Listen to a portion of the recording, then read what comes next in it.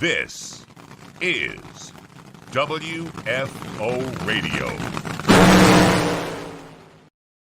Hey, everybody. WFO. It is a race weekend in the NHRA Camping World Drag Racing Series, headed to the legendary Texas Motorplex. That is right, the AAA Texas Fall Nationals. They got big stuff going on. They're out there racing right now, Wednesday, Thursday, Friday night live. They got good stuff going on. And then, of course, Saturday and Sunday, the Camping World Drag Racing Series, first race of the Camping World Drag Racing Series history, will be this weekend at the Texas Motorplex. I am super stoked. It is Thursday. And if you were with us on the show yesterday, you may recall I was like, I don't know who we're going to have on the show. I don't know what we're going to do. And it's just amazing that it all, like the stars aligned, because we have the newest Texas Motorplex legend. He is the 8-time Top Fuel World Champion, has been such a friend of WFO Radio over the years. Tony Schumacher. Now, we got some great sponsors that are helping us out on the show. I'm going to tell you all about them, talking about like Sanacor, SanacorUSA.com, doing all the hand sanitizers for a lot of the teams out there, and talking about Total Seal piston rings, the leader in ring seal technology, and Sam Tech, and Frank Hawley's, and Marvin Rodak, my great buddy Marvin, going to be out there, but I'm going to tell you about them a little bit later in detail. So stick around, share the show, get everybody you know on the Facebook and the Twitter and the Instagram and everything that you're watching WFO on, because it's time for Tony Schumacher. It's Tony time, baby. Tony, welcome back to WFO. How are you? Always good to be here, man. Living the dream like usual. You know, we've been doing this podcast for 10 years, and you were on our very first podcast episode after having just won the championship on your like winningest year ever. And every time I have you on the show, I just can't help but think about that. Like, WFO would probably not have evolved the way it did without Tony Schumacher being so willing to come on the show whenever, like now.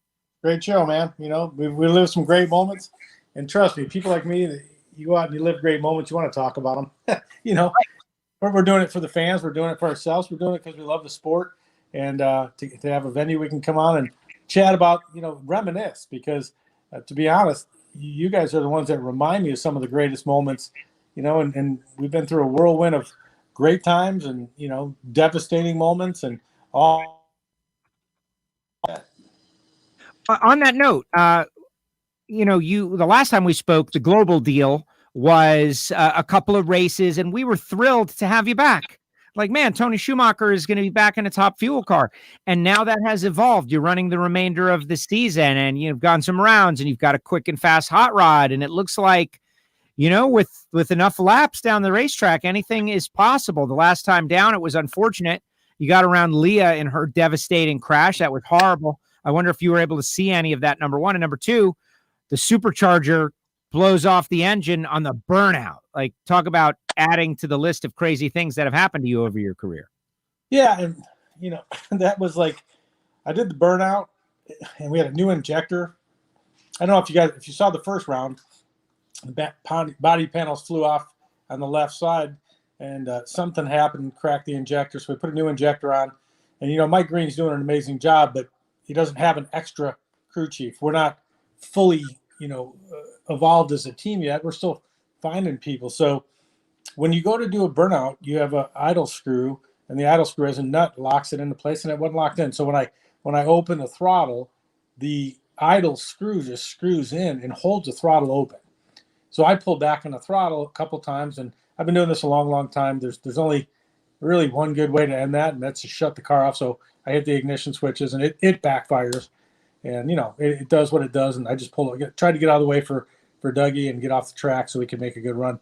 You know, that's just an unfortunate thing, and you're going to have little things that bite you. We don't have our normal 9 guys that have worked together and put deals together, so Mike's doing a great job. Those are things you do one time, and you go, okay, we're going to double-check this every time. No different than breaking a throttle cable or doing so. I've lost a lot of different crazy ways, and you try to do them once, you know, and try not to make a habit out of them, and you learn from them, and that's why a good educated team is so important. They can figure out what to do, and, you know, things are going to happen, man. We got an awful lot of parts and pieces in a race car. We're going to find a new way to lose at some point. Our goal is to find ways to win that we've never done before, and that's what we're good at. Well, that could end up happening. I remember standing next to the car in Gainesville when you were unable to make that qualifying hit and just kind of watching the guys and, they changed the blower pulley and they couldn't get it back on, and watching the intensity of the moment, how much it meant to those guys and how upset and annoyed at the situation they were, but they kept working. You didn't make the run. I know that had to be frustrating for you, but I talked to Mike afterwards and he's like, hey, like this team has come together quick and the normalcy of everything working is earned with teamwork and everything's got to get dialed in. And you guys are working to that point. Yeah. And, this week we're going to have a new car again. After Leah, crashed that car, she's going to take her car back because I was running her backup car. So I'll be in a new car, which is, I've never found that to be an issue in any way, shape, or form. Matter of fact, I did the same crash Leah did and took out a backup car and won the race. So Mike Green knows what he's doing. The crew guys are excellent. They fired it up at the shop. Everything works good. It's a very, very new car, and I think we're going to go out and have some great success in Dallas. Yeah, everybody is infatuated with the fact that we've had two Tonys on back-to-back days. Yesterday we had Tony Shortall, and today we've got Tony Schumacher, and tomorrow they want either Tony Pedregon or Tony Stewart or a different Tony. No show tomorrow, folks. So let's go back to 1999, Tony, and the Texas Motorplex. It is one of our most historic tracks because Billy Meyer took a chance. He did something that was beyond the imagination of many at that time, which isn't that great. And in 1999, I think about you and your success, and you go beyond. We got Camping World coming on, so you will have been a Winston drag racer, a Powerade drag racer, a Full Throttle drag racer, a Mellow Yellow drag racer, and now a Camping World drag racer. For what you did in 1999, your first championship, but to win your first at the Texas Motorplex, what do you remember from that day, from that period, from that era? Like, how fresh are those memories in your mind right now?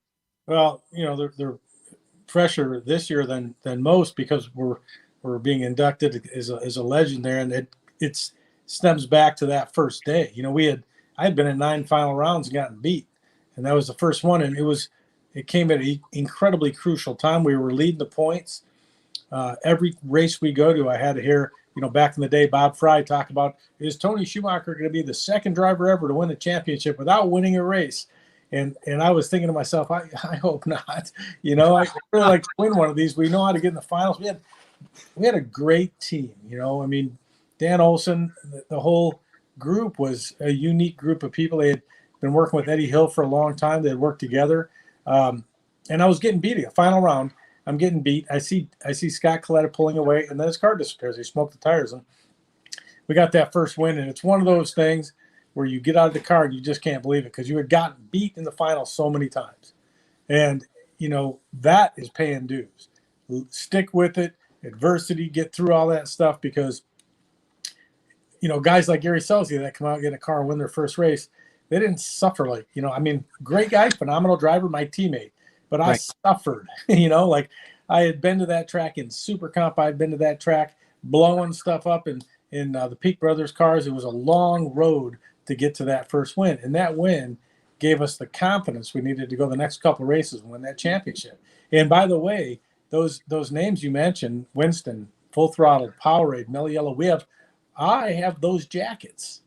I've won each one of those championships along the way. I don't know if that's been done, but I have to think back if Forrest has done it or if anyone else, but we have a chance. We go off, and we can't this year. We're way too far behind to win the Camping World deal, but it's a potential for me in the future to have one of every jacket that's ever been created for a champion, and unique and awesome in every way. Because wow, that's just saying over the years as things have rotated, we've still been there in the battle, still been there in the fight, and we've only made a couple races this year. I think we're in the top 10. Yes.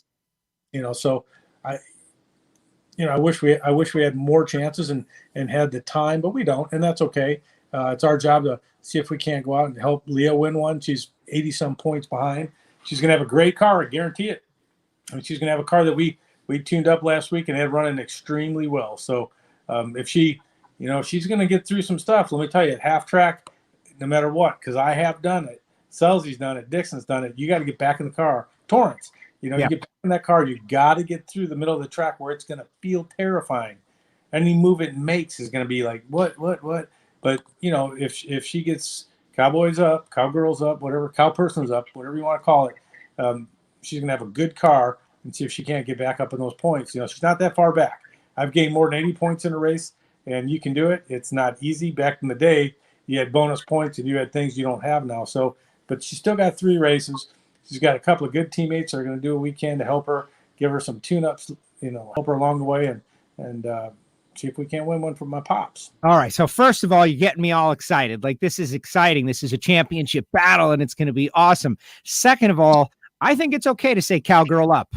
I don't know what I'm talking about, but I'm voting yes on that. And third of all, hearing you talk about it is eerie, because what she went through, you've been through nasty stuff, and you mentioned everybody. This is Top Fuel drag racing. This is what happens the longer you hang out. Eventually you're going to go through some nasty stuff. That was like Corey Mack at Bristol years ago. That's, bowing up, snapping kind of thing. Did you know it was happening next to you? It looked like you were a little bit out in front. What did you hear about? Is it just like, I don't know if there's such a thing as garden variety wear and tear. But it was definitely frightening, and great to see her emerge. And the canopy, I think, has something to do with that. Well, I have no question about it. We've done some incredibly amazing things, and it has been expensive and has saved both, Antron, now Leah. You don't know what would have happened without it. And a lot of the things I talk about in the canopy is the fact that it keeps parts from coming in the car when something like this happens. I never saw, we were tied together, I think a couple thousandths of a second apart. When I went around the corner, I got out and they said, "Did you see Leah?" And I said, "Why, did she crash?" Because why else would you ask that? Right. My light came on and she said, "Yeah, the car broke. It was ugly." And, when I talked to Tony Stewart, he said the same thing. "Did you see her?" And I said, "Well, not as good as she saw me, because, she was inverted." Right.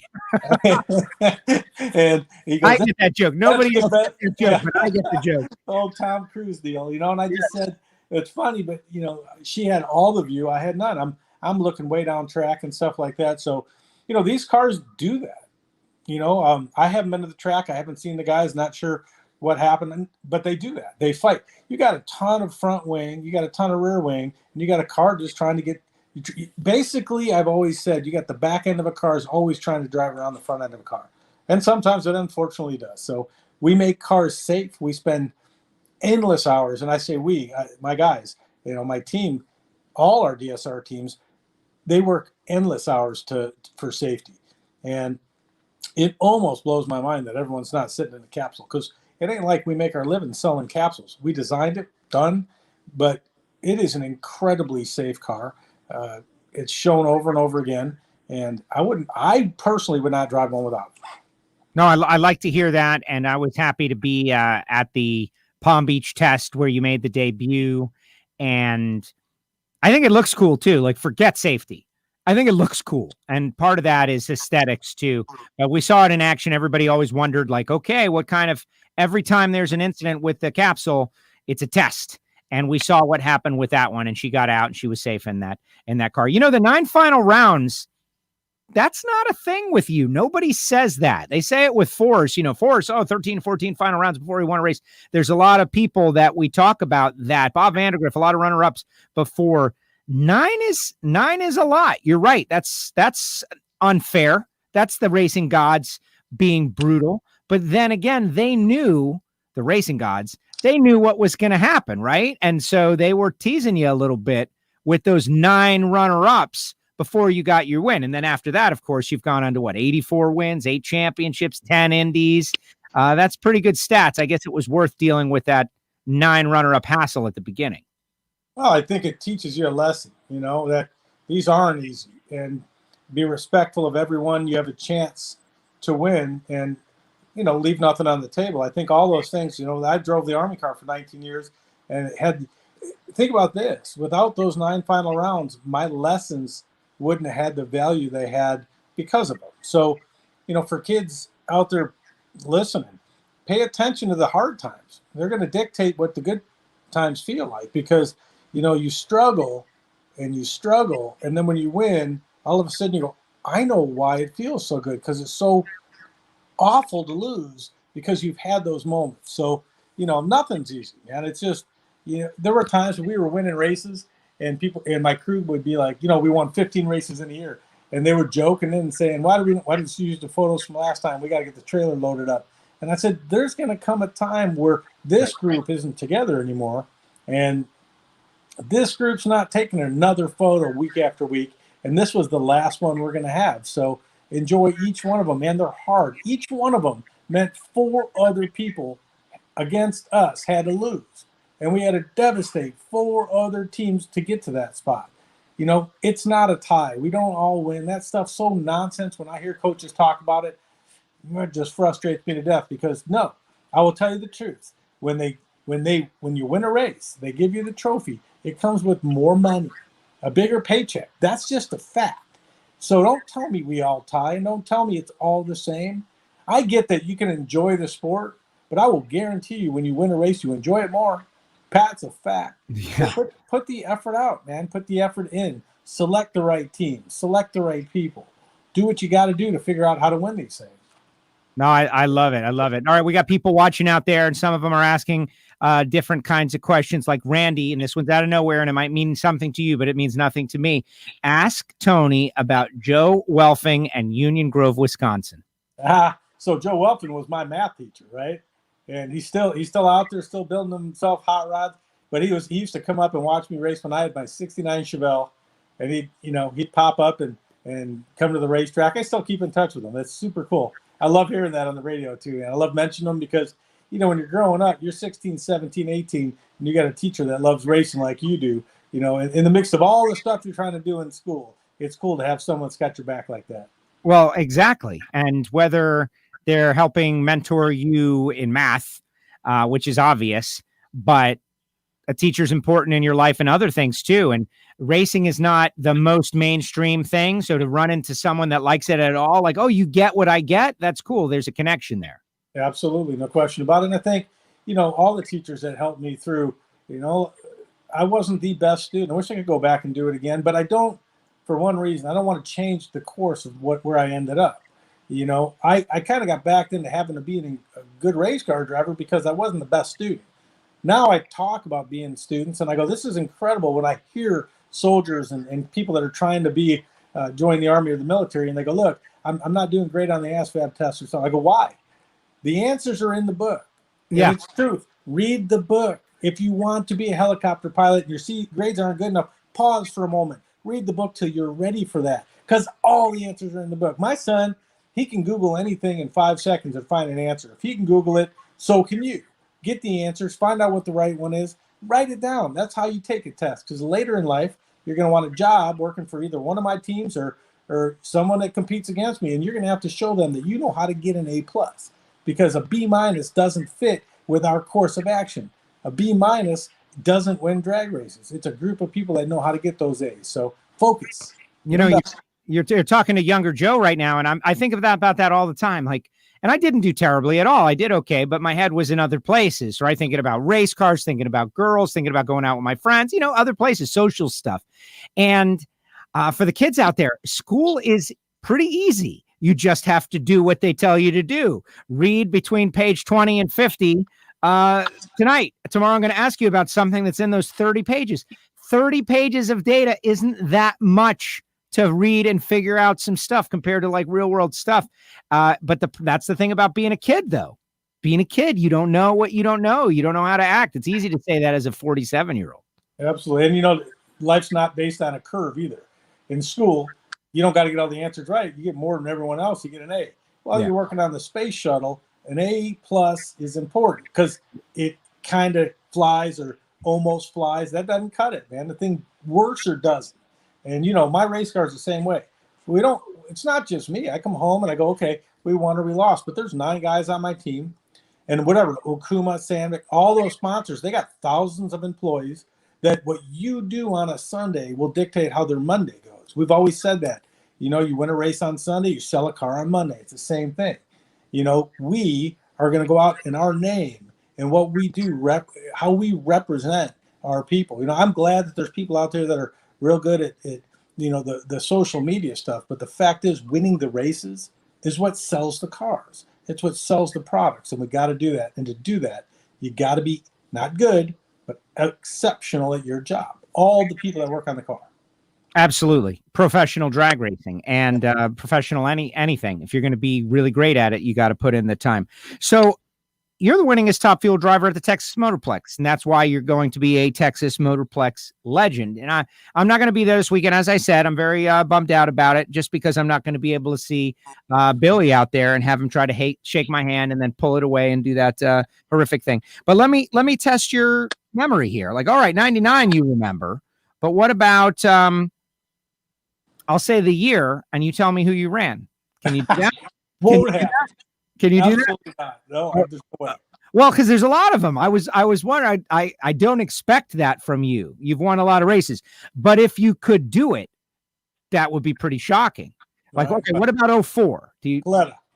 Okay, because I don't know. I'm not even fact checking you. I'm just going to take your word. I'm lying. I have no idea. Coletta. I would assume it's a Coletta or a Dixon or a Selzy. 05. Dixon. Okay. We'll check after the fact. Like, we don't have to do this. 09.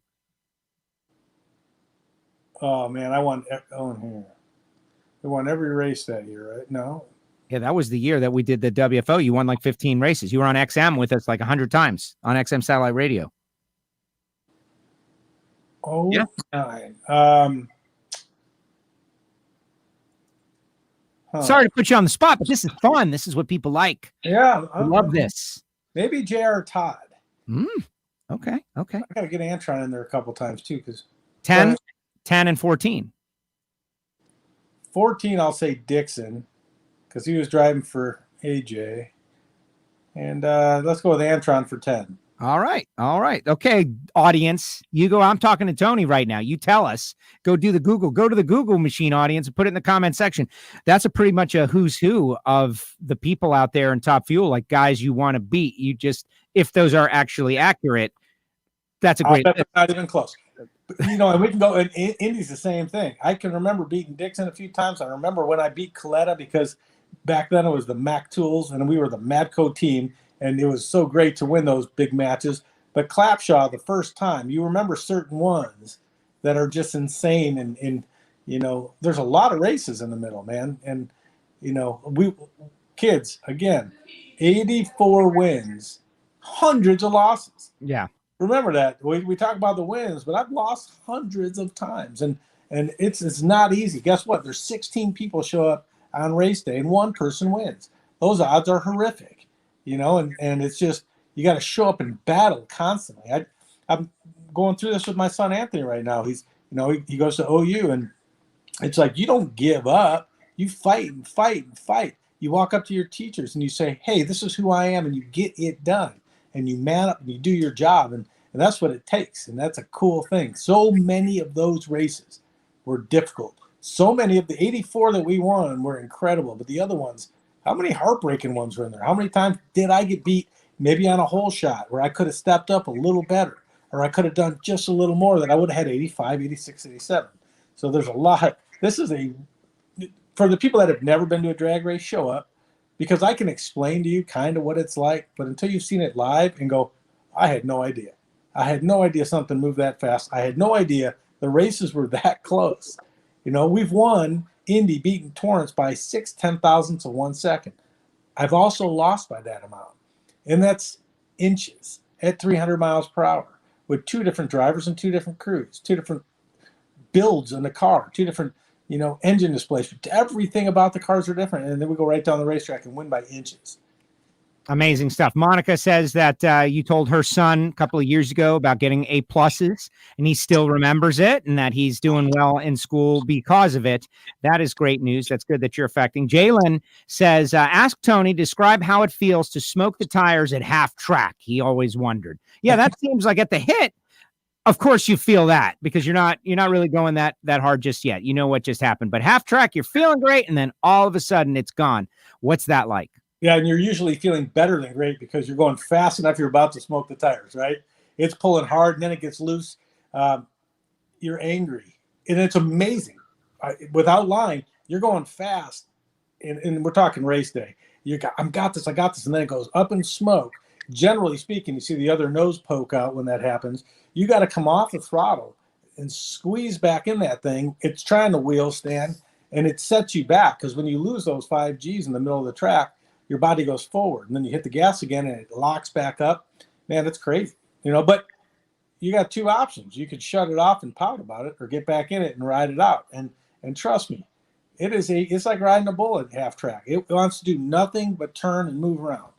The cars, they look so beautiful from the side. Man, look like they're going straight every time. But you watch a few from the back, you will know that this is a beast of a car. It's moving in every direction.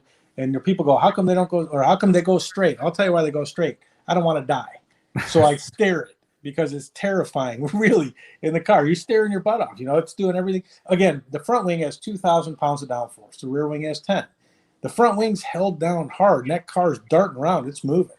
And it's trying to drive that back of the car under the front of the car. And it does sometimes. That's incredible. Well, the seeing you guys have to race and pedal the cars, it's it's amazing, and that's why we show up, and that's why all these people show up. And there are all these other great categories, and I love all forms of drag racing, but the nitro ranks are the ones that just are hard to relate to, and that's why we watch. Like, wow, how amazing is it? All right, so here we go. Update 2014. J.R. Todd. This is according to James Kraft, who is a Monday morning racer, and he does a good job. He's always commenting on our 2014. He said 2015 was J.R. Todd. He says 2010 was Langdon. Okay, Langdon. All right. So there. I said Antron, but I was right on the J.R. Todd, right? You said J.R. Todd in 09, so you did beat him just in the wrong year. So let's put Dixon in 09, and we feel like everything else is good. It's like a nice match. But isn't that a great problem to have? That you've won so many races in so many places that sorting them all out is. I've always said, later on, when I am done racing, I'm going to come up with a list. I'm going to put down every race I've had, every race I've won, who we beat. And I'm going to make just a cool chart for me. But now I'm in the middle of it. You're living it. And there's just so many things happening. Like, people ask me, what was your last record? I have no idea. We've lived a lot of great moments. And I think I've enjoyed so many of them that have been so over the top in my career with so many great people that I can't simply sit back and tell you what was last. Well, there were just a bunch of them. There were a lot of great. I think I can. I think their last big thing was winning your 10th Indy. That was pretty darn big. I mean, that's winning Indy 10 times, breaking the tie with Bob Glidden. Like, that's an 84 wins. Like, every win you get, you advance the winningest Top Fuel driver out there further. And if it happens this weekend and it goes to 85 and you retie Bob Glidden for wins, like, that would be an incredible thing also. All right, I know you're getting ready. Tony's getting ready to go play tennis, by the way, guys. He's going to go out and be fit and do some exercise. But before we do that, Camping World, we talked about that. Marcus Lemonis, your dad, you guys have always been really over deliver in terms of sponsors and sponsorships. This was kind of bizarre in that the deal went down on Twitter, and Marcus kind of approached the NHRA, and he's a public person. He's got a TV show about business and capitalism and all that. And I think about Camping World and all of the different products that are sold in a Camping World. And one of those products, man, they got to be like possible to be on board with Tony Schumacher 2020, whatever next year is, 2021 and beyond. How do you think this Camping World deal increases your possibility, and not just but all drag racers' opportunity to create marketing partnerships? Well, first, I'd like to say that, the fact that it all happened on the internet basically is an eye-opener for us, because we approach buildings and we walk in and we talk to sponsors. And I've been saying for a long time, things are just different. And especially with this, virus going around, people are locked down. So it's all internet, this new ways and new companies that we didn't hear of last year, or changes in products. So now for the sponsors out there or for the people that sell to Camping World, it opens a new door up for them that may have never seen drag racing before. And look, it's just one sport out of many, right? It's the greatest sport in the world to me, but there's a lot of companies that sell there, and they may never have thought of drag racing. I think the funniest thing is, we drove the Army car for 19 years. What do Army veterans do when they retire? They go nice camper. They go camping. They go fishing. All the stuff you get at Camping World. Exactly right. So I started to think about that. each one of the products that are sold in there has an avenue to the millions of people we know just from being out there. So it'll be, I won't say slow progression. That thing seemed to go down in about a month, but it'll go out. We'll have to look at things. We'll evaluate things. We got people that work. And I was talking to Terry McMillan the other day.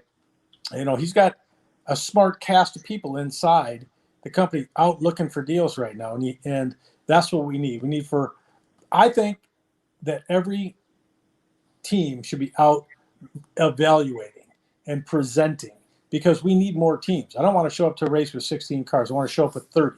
I want 30 Top Fuel cars like it used to be. When I started racing 26 people at Indy, it was hard to get in the show.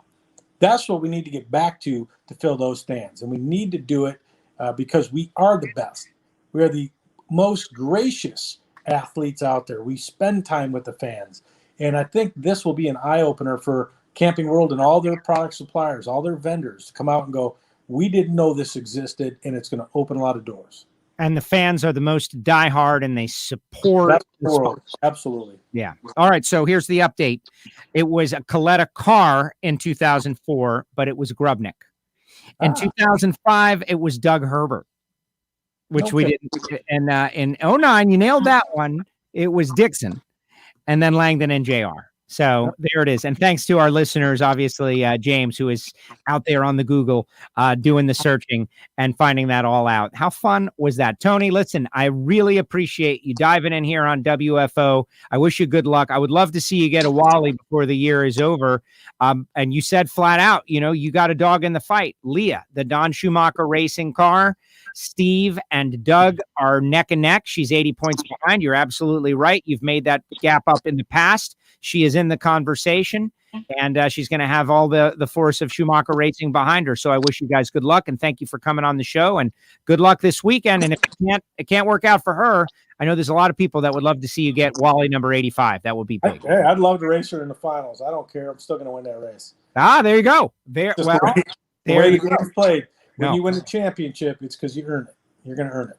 I agree. And that's why you have all these fans. All right. Now, what about tennis? Are you going to brutalize the kid, or are you gonna what happens?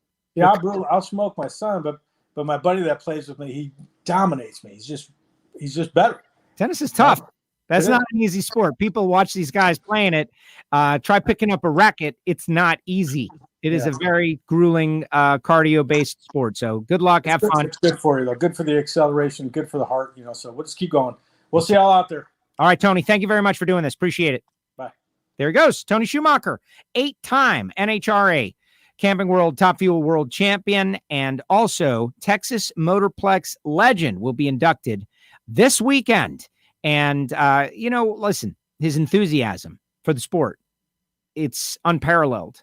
Very enthusiastic.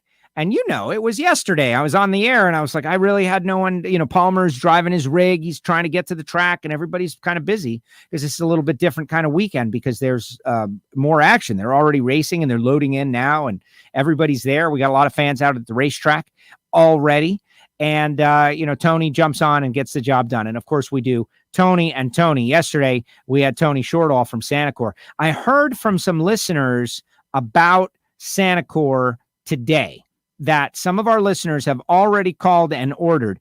I was in a situation earlier today where I was in a spot where I needed one of these Sanacor packs. I went out and I threw a couple of these packs in my back pocket, just in case.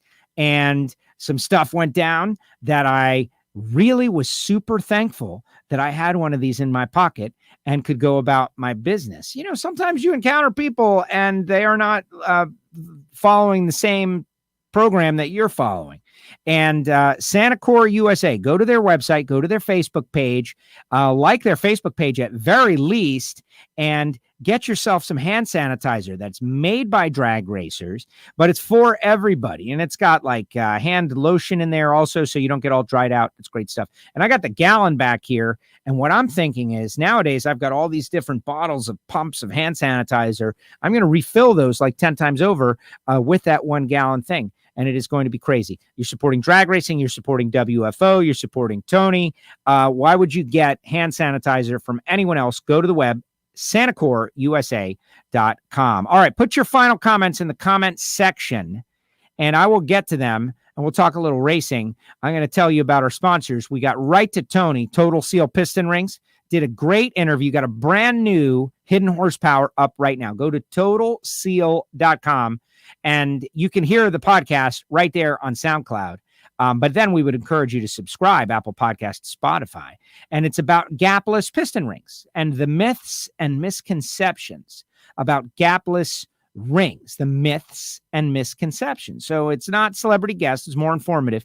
Bottom line, if you're building an engine of any kind, if you need a piston ring of any kind, like an air compressor, an old tractor ring, you've got an airplane engine that is from, 1920, right? And, Glenn Hammond Curtis built the thing, and you're looking for a piston ring, they can make the rings, and that's what makes them so different. Go to totalseal.com. Marvin Rodak, I heard Bobby Graham was out there.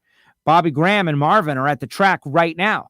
This is unacceptable, guys. You need to be in there roasting coffee, Marvin. That's what it is. Now, I'm not telling you Marvin has got a trunk full of coffee ready to sell you in the parking lot of the Texas Motorplex. I don't think that's allowed, number one. Number two, I don't think that's what he wants to do.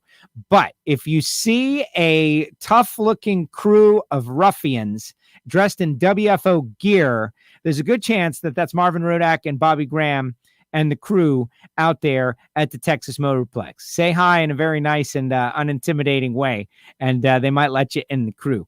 In the meantime, if you're not going to be out there at the Plex, Marvin Rodak, 817-924-6821. Go to the website, order some coffee, some hot sauce, some spice rubs, some condiments, grilling tools. Like I got one of those thermometers that you stick in there so you could see exactly the perfect internal temperature. Thing is amazing. Rodaks, they have everything, including the Primo ceramic grills, the elite style ceramic grill, not that mainstream one that everybody gets. That's the commonplace one, the Primo ones. All kinds of good stuff. That's Marvin. And samtech.edu. Brian Massagill is going to be out there. And Samtech's going to have a booth out at their track. And Factory Stock Showdown is going to be on the track tomorrow night, part of the big Friday Night Live event at the Texas Motorplex, which is great. The season is coming down to the wire. 2 races remaining. We have got Texas and we have got St. Louis to be held in Houston. And Aaron Stanfield has been the quickest guy on the track for the past couple of weeks, but who can step up? And remember, they've got the big rerun of the final round that didn't happen yet to run also. So that's going to be very interesting. But it's really all about young people. You heard Tony talking about young people, and I signed up for a course for myself. I'm continuing my education, And I saw something on the Facebook about a course at the University of Miami, like a quick, like 6-week kind of thing. And I thought, you know what? With coronavirus and the end of the year, I can dive into this. I can do it. It's on Mondays and Wednesdays. I can do it. And I'm eager to test myself. If I was younger, though, if I was 22, 23 years old, I can tell you what I know now from hidden horsepower and being around NHRA drag racing. The guys who know how to machine engines, block, head, CNC, the Motorsport EFI tuners, the tuners out there, they're not wanting for gigs. They're not searching for jobs. They're in demand. And that can be you if you go to a place like samtech.edu. So go to the booth, talk to Brian, tell him you heard about it on WFO, or go to their website and give them a call. And if you're like a 15-year-old kid that watches WFO and you're thinking like, man, I don't know, do I want to be an engine builder? That's up to you to decide. But you can do it, especially when you surround yourself with the right people. Frank Hawley's Drag Racing School, Dragster Adventure. That's also true for the drivers out there. And Frank is giving you a driving education. Samtech's giving you a machining education. Frank is giving you a driving education. Maybe you want to become a champion race car driver like Erica Enders or Jack Beckman. Or maybe you want a fun experience to go down the racetrack and race your friends.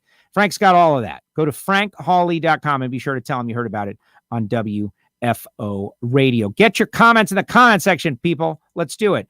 Face coverings. I sent out 2 more this morning. The WFO Radio face coverings are so important nowadays.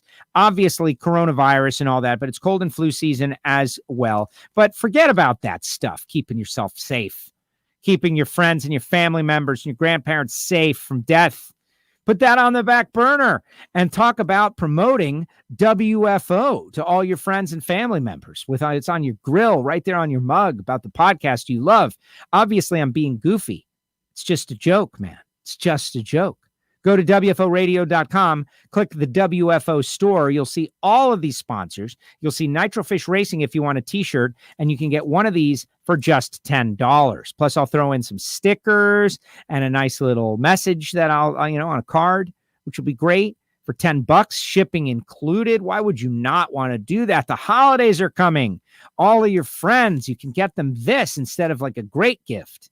Instead of something good, you can get them this for just $10.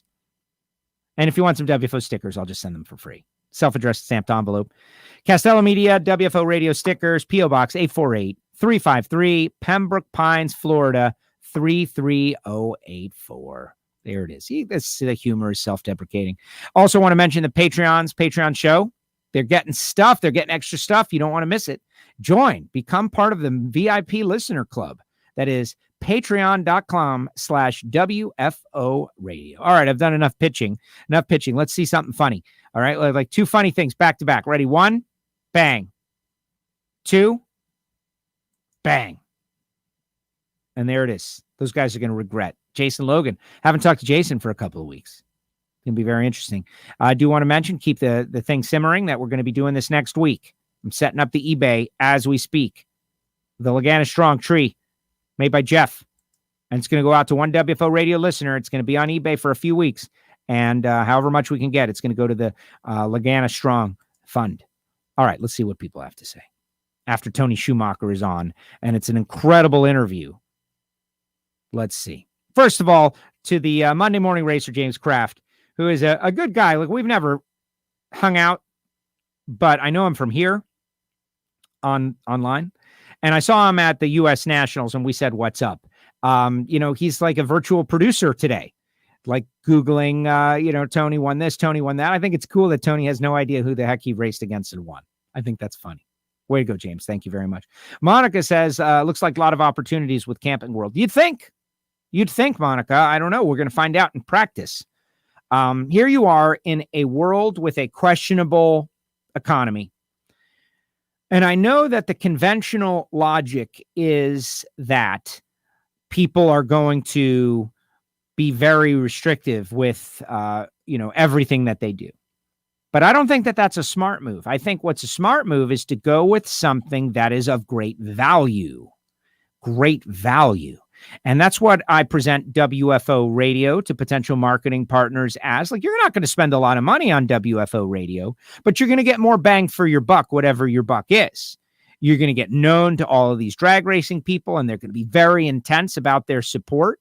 And there is a price point that makes sense, even in a difficult economy. And I think that's what the NHRA is. I think the NHRA, you're not going to spend $10 million in the NHRA. But if you spend $2 million to get 5 million ROI, that's what we're talking about. And think about Top Fuel dragsters out in front of Camping World, surrounded by coolers if we're pitching Yeti or whatever we're pitching. That's what we're talking. Talking about the fans who care, the data, and getting on the email list with those fans and blasting out all the different stuff you've got, getting them to be active on your social media. That's what the NHRA is. You could spend millions and millions of dollars on one 30-second Super Bowl commercial, and there is a high likelihood that people aren't going to remember it. Do you remember a Super Bowl commercial? Like, off the top of my head, I know there were a couple that were weird with animals, some weird animal commercials, but I don't remember what they were for. You can get a 30-second Super Bowl commercial, or you could get a whole season of NHRA Camping World drag racing with all kinds of activation. Like, what makes more sense?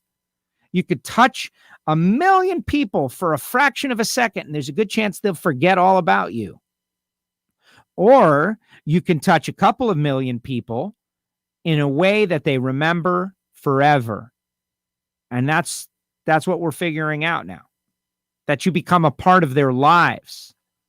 That's what we're figuring out now. And I think that's why drag racing, maybe now is the time. Maybe this is such a good thing. 99, yes. We did talk about that. That's the one he did remember because everyone's asking about it. It wasn't even a fair deal. Let's see. Edwin's channel, Army veteran. Edwin is a diehard Tony guy, man. Tony is the best and can't wait to see what 2021 holds for him. Edwin, thank you very much for being a consistent participator on WFO. And I love the fact that you're so, like, you got a driver, man. You got a guy that you love. And that's what it's all about. You got to have a guy that you love. I remember when Snake retired, like when your drivers that you love retire and they're not there anymore, it does change the game. It does change. It's kind of, it's very different than sports where I'm a Dolphin fan. And when Dan Marino retired, I'm still a Dolphin fan. And when the Yankees play, whether it was Don Mattingly or Derek Jeter, I'm still a Yankee fan because I'm rooting for a logo. It's very different when your driver retires. The good news is Tony is not retired and he's still out there and we got to enjoy him today. But someday he will. But that's why you got to have a second driver, Edwin. You got to have like a roster. You got to have 2 or 3 guys. Drag racing's tough. There's a good chance your guy's losing first round. Does that mean you can't enjoy the rest of the race? No, you got to have another guy. You got to have another guy. And I always had a whole hierarchy of guys. Like if Warren Johnson lost in pro stock, then I would root for someone else down the line, obviously. Yeah. Can't wait to see that Ray or Morrison car out there. Jeff Rice, memory tests are a pita. Yeah, condiment. Got it. Condiment. And cottage cheese, the big words on WFO today. Go DSR. So I've said my idea many times.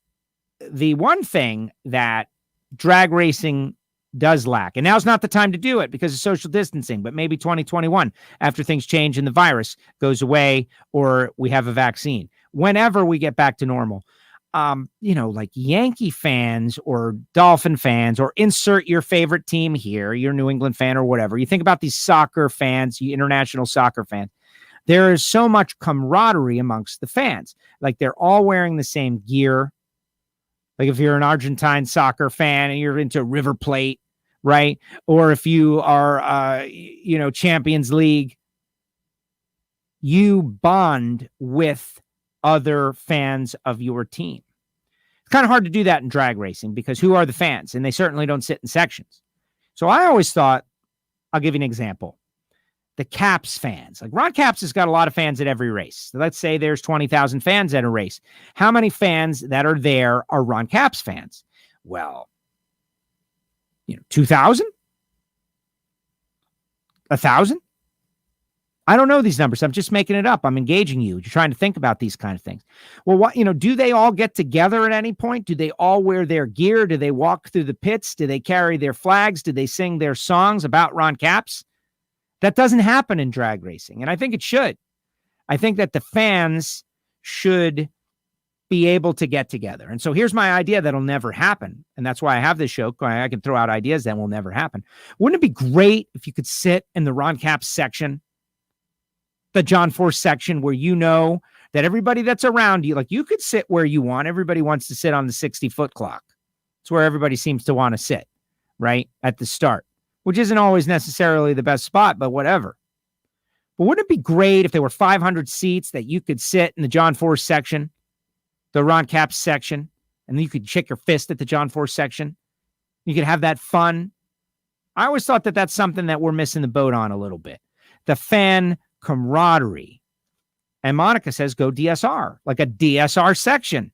Like, why is there no DSR section where everybody who is a diehard DSR, Don Schumacher Racing fan, can choose, if they want, to sit together and meet and greet and hang and talk and commiserate and root and yell at the other fans? We don't have that. And I think that's something that can be improved. Personal opinion there. Good luck, Tony and team. Yes, great interview. Glad you were able to get him today. Me too. Otherwise, it would have just been us talking just like this. The power of WFO. It's amazing. I am far beyond ever where I thought it would be. And hopefully you will check out the sponsors and get a t-shirt and thank somebody because it's a miracle to me, honestly. I love this sport. Randy Gee, great show as always. Thank you, Joe. This is the last show of the week, by the way. No happy hour tomorrow. Jeff Shockey. Jeff is the guy who made the tree. Thank you very much, Larry. Great show. Everybody thanking me. Fun show, Jeff Rice. Way to go, Jeff. What did Jeff do the other day that I thought was funny? And I was using him as an example. I don't know. Jeff Rice is like a diehard. He's a Studebaker guy. And he's got a whole Studebaker shop and just cylinder heads for Studebakers. I thought I was a niche guy as a Pontiac guy. No way. This guy is. Used to be out there on the tour for a while. Let's see.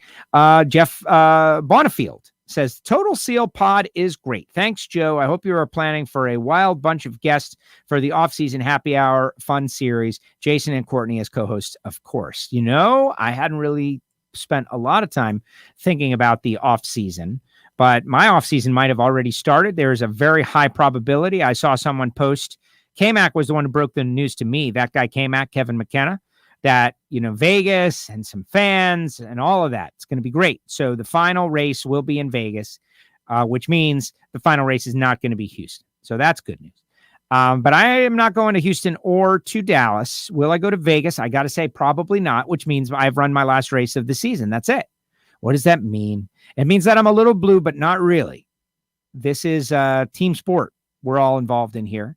And the best thing I can do for the team is to do WFO shows right now and work on my own stuff and pitch my sponsors and sell you face masks and t-shirts and coffee, and piston rings and sanitizer. So get on it, people. See, Kathy says, ruffians. Yes, they are ruffians. They're like the, what is it? Robert Duvall, something Lions, the old guys that beat up people. That's Marvin and Bobby Graham. Secondhand Lions. Everybody watches that clip where Duvall beats up all the kids. It was him, right? Yeah. Hey, Joe, hope I'll see you here in Vegas. No, weren't you just listening? I'll be wearing my mask. If you get together, mask people, take a social distance photograph. And we got a new thing going on the WFO Radio Instagram account. Whereas if you win with a WFO Radio sticker, send me the pic and it's going up on our feed. Gareth started that deal. Buy the face covering and be one of the cool kids. Thank you, Monica. You're the best. Speak up, Cars on Track. This one's for you, Bobby Graham. What are you watching your phone? Watch the racing. This is on demand. You can catch up. Thanks, Joe. Let's get a stack for Dom. So true. And if you didn't see the Krista Baldwin happy hour from last Friday, it was great. Krista was great. We showed a video, though, from her mom, Paula, and Bobby Lagana was in there and, you know, revealed that he had Dom on FaceTime during her run, and it was the best that he felt in months. And it was like a window into that world. And that was some positive news. They're not out of the woods yet at all, but good news. But we definitely can raise a little money for them. So get ready. Next week is the week. I know I've been teasing you for a while, and you know, how dare you think the only reason I've been teasing this so long is because I haven't gotten around to do it. That is just so wrong of you to think. Next week it'll be up, though, I promise, hopefully. Joe, did you see Rick and Morty did not just potato chips, Damon, Pringles? Rick and Morty are now super mainstream. Once you're endorsing Pringles, that's it. You are as mainstream as it gets. And what's amazing is that WFO Joe on the Ignition Show can be 4 years behind reality and still ahead of the mainstream curve. That's right. I beat Rick and Morty to the pitch job for Pringles, which means I'm still in on the first or second or third wave. If you haven't watched the Rick and Morty show, it's weird and also funny. Weird and also funny. Big time Caps fan. Right, Mark. Wouldn't you love to be able to go to the track and know that, like, you can go behind Caps trailer and probably hang out with a bunch of Caps fans, but it's not the same as sitting in the bleachers watching your guy, cheering him on, or doing a march through the pits with flags waving, singing songs about Caps and how great he is. Which the reason I make that reference is it's in sports, soccer in particular, they love that stuff. Let's see what Facebook user says. Facebook user says, everybody seems to want to set right at the start, which is always necessarily the best spot, which isn't always necessarily the best spot, but whatever, that's the fun. A little bit of fan camaraderie, Mrs. RDSR section, why is there no DSR, can choose me, and etc. Whatever.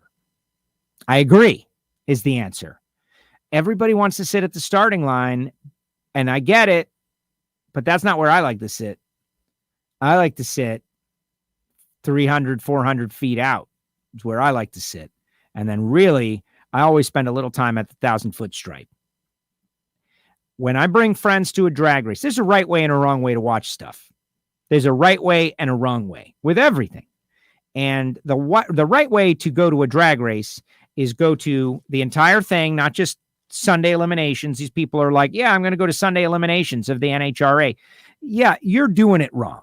You're doing it wrong. You need to go to the whole thing. This is the kind of thing you need to commit to. Saturday, Sunday, Friday, Saturday, Sunday, etc. And if you're bringing newbies, one qualifying session must be spent at the stripe, 1320 or 1,000 foot or both. You got to spend time down there. You have to. And also walking the pits. You're going to miss some stuff. That's why you got to go to all days, because just a couple of rounds is not enough. Let's see. Thanks, Joe. Thank you. Tony Plum. Any more vids with Hartford? The wheelie bar one is the last one. They were going to do one this week and in Dallas, but since I'm not there, they're not going to do one. Or maybe they will do one and it won't be me. Maybe they'll get somebody else to do it. Like they'll pull somebody off the street. That's possible too. You know, like, hey man, can you do a video with a pro stock guy? Yeah, I'll do the video. Who knows? I don't know. But I can tell you that that's fun and I miss it.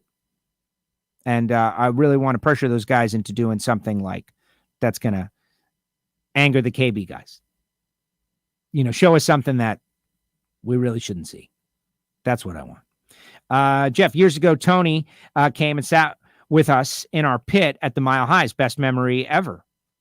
Well, exactly. That's the thing about drag racing. Damon says top end seats at the Plex. Maybe we can get some seats there Sunday.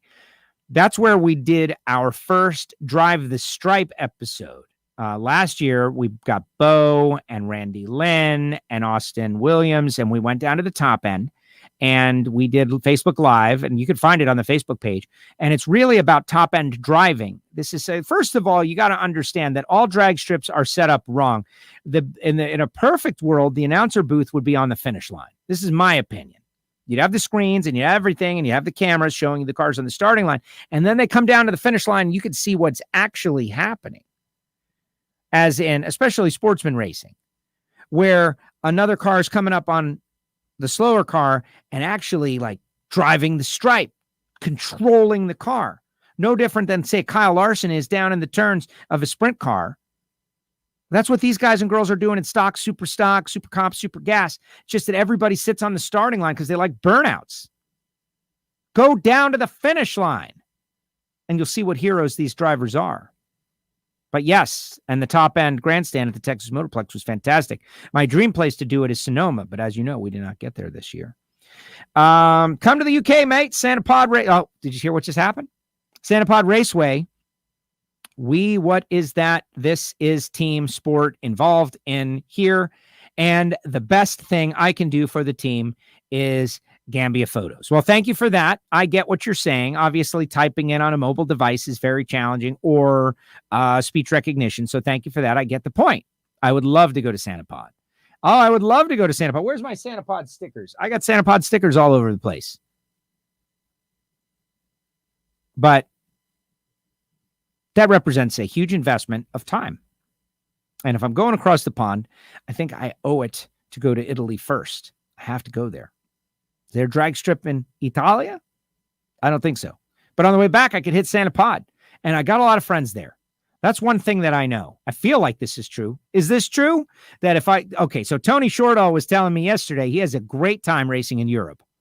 He says he loves it for 1,000 very positive reasons that are not necessarily related to the cars on the racetrack. Do I have a lot of friends over in England and in Australia that are going to take me and show me the ways of the locals away from the racetrack? Because I think I do. And I think that could be really positive adventure. Especially down in Oz with the Sheilas, right? Kathy says, I wanted to go to Vegas, but new puppy keeping me home. I hate missing the finals in like forever. 2020 doesn't count. Yeah, you got a little dog. That's it. Well, comments are coming in big time today, guys. Finally get to catch a live WFO radio podcast. Love listening to you at work. Thank you very much, Facebook user. I appreciate it. Today, for the first time ever, we tried putting the feed on WFOradio.com. I wonder, are people actually able to watch it on WFOradio.com? Or when they click on it, it just brings them to Facebook? That is my question. Just something I tested. Mark says, yes, that would be awesome. That would be awesome. 1,000-foot club at Indy, baby. There's no better place to watch a race because it's kind of quiet. And you can talk about what's going on, and you see the cars at their most intense moment. Shh, don't tell. Sit in the middle where some action is. Yeah, you get best of both worlds. 1,000-foot at Pomona, there is always big names of the sport. Yes. Well, Pomona, oh, man, I'm going to miss Pomona. Pomona at the finals, those final qualifying at Pomona at the finals. The sun is going down. The sky is red. It's cool, no humidity, beautiful. People in little clusters got their blankets out, got their little glasses with their alcoholic beverages. You know, all ages, teens, doing happy hour, hanging out, talking, shooting the bull about whatever it is that matters to them, ignoring Reinhardt or me. And then lights flash. They go down the track. Everybody pays attention for a second. Like, wow. And then they go back to just enjoying the Southern California light and air. It's really a great experience. Final qualifying, Auto Club Finals. Amazing. 1,000-foot rocks. I love my starting line seat. Well, you definitely get, that's why you get reserved seats. But you got to spend one session at the finish line stripe. And if you haven't, you've missed out. Listening to the clutch coming in, of course. Shh. Larry, don't tell where the best seat is. Dang, he's already getting crowded. Yeah. 1,000-foot at Pomona. Always lots of racers and crews sitting in the grandstands. I'm going to miss Pomona. Stripe Racing, 890. It's awesome. And you see that .90 racing and you think it's boring. That's because you're sitting in the wrong spot. It's as simple as that. Why did these cars slow down? What's with the throttle stops? I just don't understand. Well, why don't you move to 1,200 foot? And then you won't even have to notice any of that stuff. You won't even see it. You'll see cars coming by you at 180 miles an hour. I'm faux anger. It's not. All right. I was at the top end of Pomona. It was awesome. Went down there, and you get to see the drivers as they get out of their cars. Yes. Sonoma loved that track. It's amazing. Wop, wop, wop. Drivers driving. If people could see that, they would love all that .90 stuff so much more. And it's also the fault of the .90 racers for failing to try to show off what they do with Facebook and Instagram and Twitter and social media. Like, you know, it seems like the .90 racers have been beaten down into submission, that they think that people won't be into what they do. And so they don't bother to try to promote what they do, that they just have this hobby that people don't understand. I disagree with that. I think that they should do a better job. And hire Brenwald Media to do your Facebook page. Let's see. Yes, forget what I just said. No, it brings you to Facebook. Okay, so it brings you to Facebook.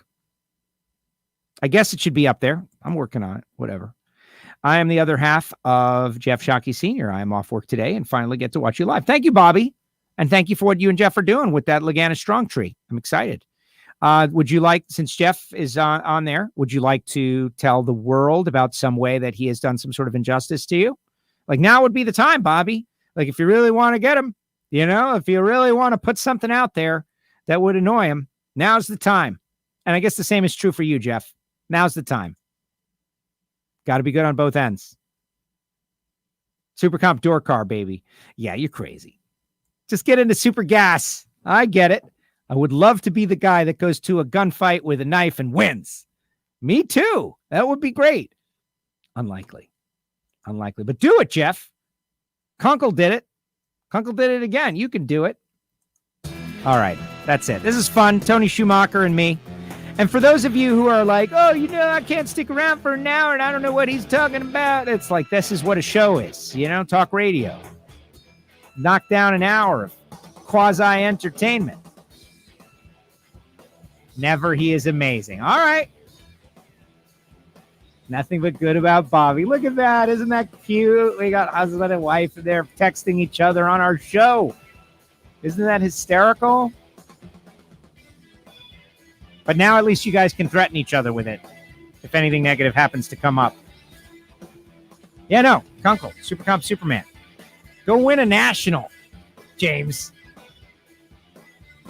That's what we want to see. All right. Big thanks to our sponsors, these guys, Santacor and Total Seal Piston Rings, and Frank Hawley's Drag Racing School, and Sam Tech and Rodax. You need hand sanitizer. Get it. Make it happen.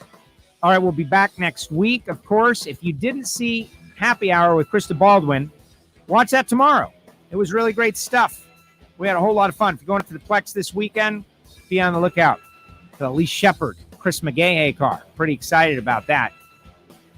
And that's going to do it. The archive is loaded. There's a new hidden horsepower, and ignition is also new. Talk some sports, talk some non-sports, of course, NASCAR, drag racing. Working on getting Shannon Spake from Fox Sports on the show. Shannon and I have been going back and forth. So one of these shows one day might take a NASCAR turn, but we're going to deal with it. It'd be cool to get Shannon on the show. Let's see. Fantastic show. Not really. The win for Kunkel is coming. I agree. All right, everybody. Have yourself a great weekend. If you're going to go out to the Motorplex, be safe, have fun, enjoy. We'll see you next time right here on WFO Radio. Thank you.